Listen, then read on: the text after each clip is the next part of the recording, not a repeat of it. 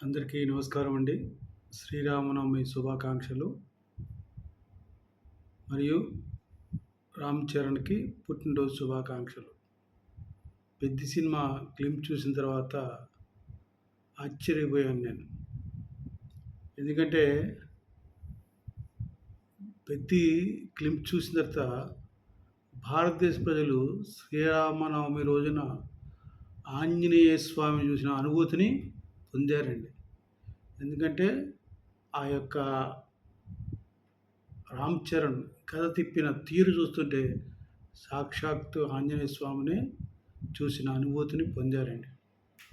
మామూలుగా ఇంతవరకు 'పెద్ది' సినిమా పాటలు కానీ, టీజర్ కానీ అన్నీ చూసిన తర్వాత ఇదొక గ్రామీణ వాతావరణంలో గ్రామీణ వాతావరణంలో గ్రామీణ క్రికెట్ అని దాని మీద సినిమా ఉంటుందని అందరూ ఊహించుకున్నారు. కానీ ఈ రోజున పెద్ద ట్విస్ట్ ఇచ్చాడు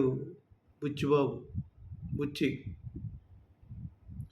శ్రీరామ రోజున ఆంజనేయుని భక్తుడైన చిరంజీవి తనయుడు రామ్ చరణ్ పుట్టినరోజు కూడా అవడం అదృష్టం అని నేను భావిస్తున్నాను.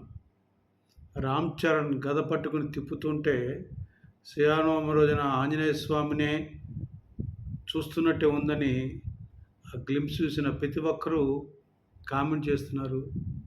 నిజంగా అది యాదృచ్ఛికమో మరి ఈ సినిమా రోజునే కావాలని చిరంజీవి మన రామచంద్ర పుట్టినరోజు అవ్వడం మొత్తానికి అది శ్రీరామచంద్రుడి కళ్యాణం రోజున ఇది చూడడం మన అదృష్టంగా భావిస్తున్నాం. నాకు ఎన్నిసార్లు చూసినా కూడా 2 కళ్ళు చాలట్లేదండి. అంత బాగా ఉంది ఆ యొక్క క్లింప్స్ అండి.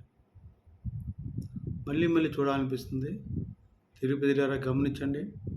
'పెద్ది' సినిమా ఈరోజు వచ్చిన గ్లింప్స్ బట్టి చూస్తుంటే ఒకవేళ రామ్ చరణ్ 2 పాత్రలు చేస్తున్నాడా, లేక గ్రామీణ వాతావరణంలో తండ్రి తనయుల పాత్ర, లేకపోతే ఏంటనేది ఒక అర్థం కాకుండా ప్రజలకి వదిలేశాడు. నిజంగా ఇది ఖచ్చితంగా ప్రపంచవ్యాప్తంగా సంచలనాలకు మారుపేరుగా ఉంటుందని, అటువంటి గ్లింప్స్ రిలీజ్ చేసిన బుచ్చికి ధన్యవాదాలు తెలియజేస్తూ ఇంకొకసారి అందరికీ శ్రీరామ శుభాకాంక్షలు.